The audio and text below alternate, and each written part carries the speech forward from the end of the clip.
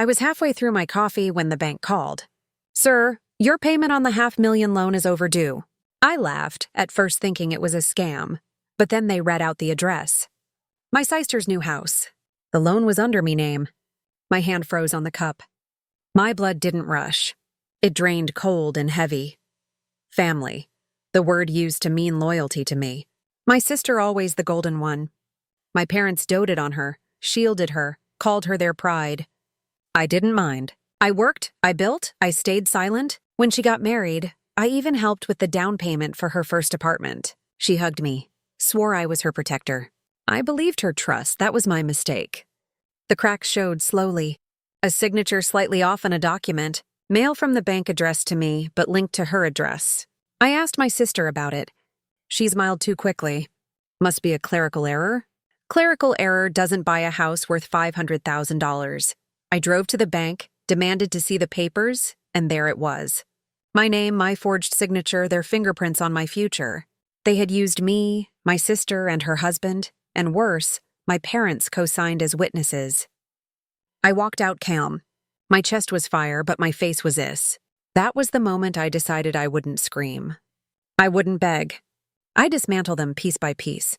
I studied the loan. Adjustable rate, hidden penalties, balloon payments. Clever. They thought if I stayed quiet, I'd drown in debt while they enjoyed the house. But silence is a weapon too.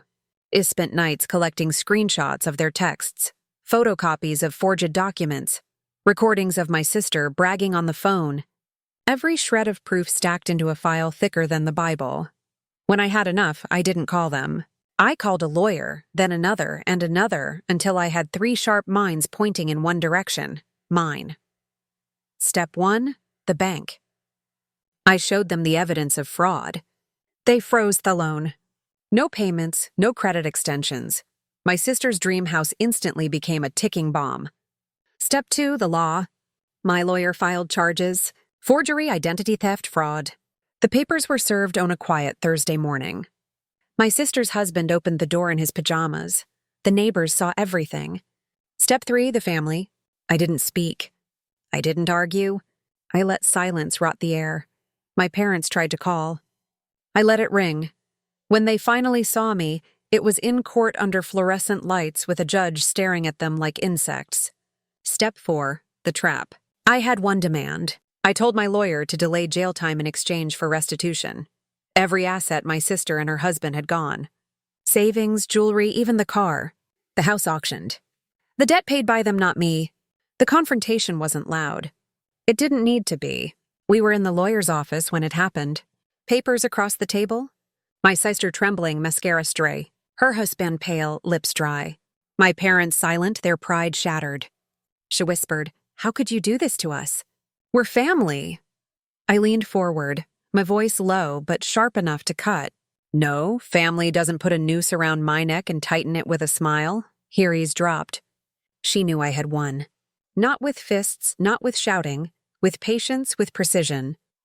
I slid the pen across the table. Sign. Everything over. Her hand shook as she did. Weeks later, I drove past the house. The windows were dark. A Pharrell sign stabbed into Theard. Strangers would live there now. My name was cleared. My credit untouched, my silence intact. I didn't gloat. I didn't celebrate. I just breathed easier. Betrayal cuts deep. But revenge, true revenge, isn't fire. It's frost. It freezes them. Makes them watch as everything they built on lies collapses. And when it's over, you don't feel rage. You feel release. They thought they buried me under $500,000. Instead, I buried them under the weight of their own signatures. And the look on their faces, pale and broken, was worth every quiet second I waited.